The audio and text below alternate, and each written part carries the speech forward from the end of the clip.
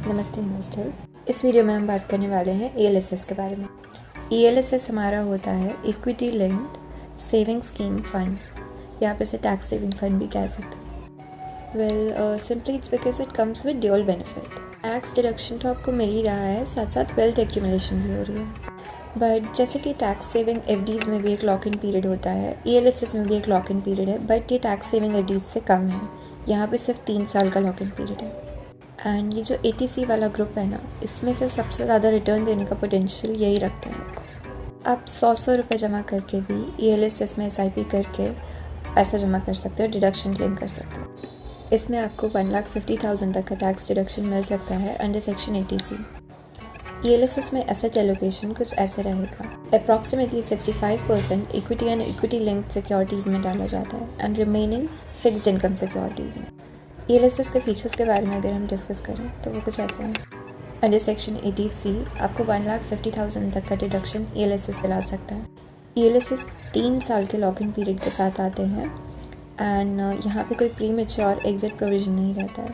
यहाँ पे कोई भी मैक्सिमम अमाउंट नहीं स्पेसिफाई की हुई है, आप जितना चाहे उतना इन्वेस्ट कर सकते हो ELSS में।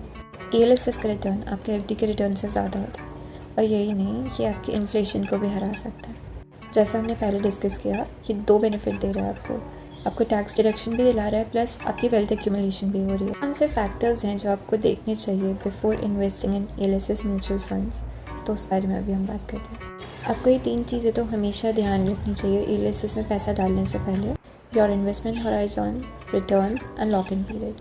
आपका इन्वेस्टमेंट हॉराइजन 5 से 7 साल तक का होना चाहिए। ये बात समझनी बहुत ज़रूरी है कि ELSS में रिटर्न्स फिक्स नहीं होते हैं अनलाइक FDs। फंड की परफॉर्मेंस डिपेंड करती है जिन स्टॉक्स में उसने इन्वेस्ट करके रखा है।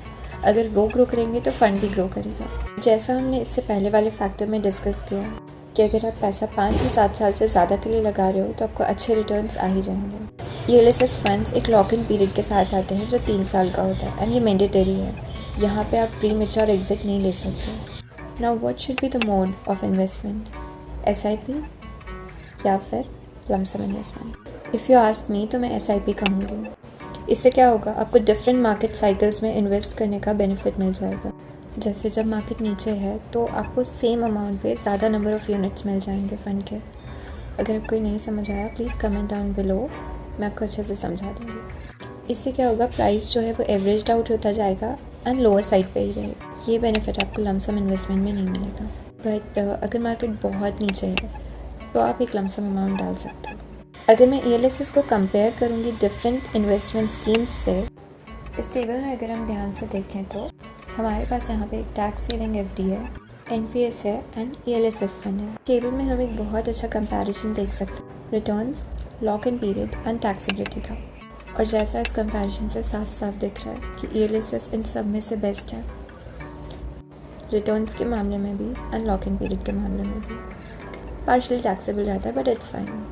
1 लाख तक की अमाउंट आपको LTCG में एग्जिम्ट हो जाएगी और उसके ऊपर वाली अमाउंट पे टैक्स लगेगा सिर्फ। So what are you waiting for then? Start your investment journey now. अगर आपका पहले से डीमैट अकाउंट नहीं खुला हुआ है तो आप नीचे दिए हुए लिंक से, धन और जीरोधा का लिंक मैंने शेयर किया है, उससे डीमैट अकाउंट खोल सकते हैं और अपनी इन्वेस्टमेंट जर्नी स्टार्ट कर सकते हैं। एंड आई बिलीव कि म्यूचुअल फंड्स एक ऐसा ऑप्शन है जिसमें सबको इन्वेस्ट करना ही चाहिए। अगर आप एक्टिवली स्टॉक में नहीं इन्वेस्ट कर रहे हो तो भी आप म्यूचुअल फंड में इन्वेस्ट कर सकते हो। Happy investing. Do like, share and subscribe to our channel.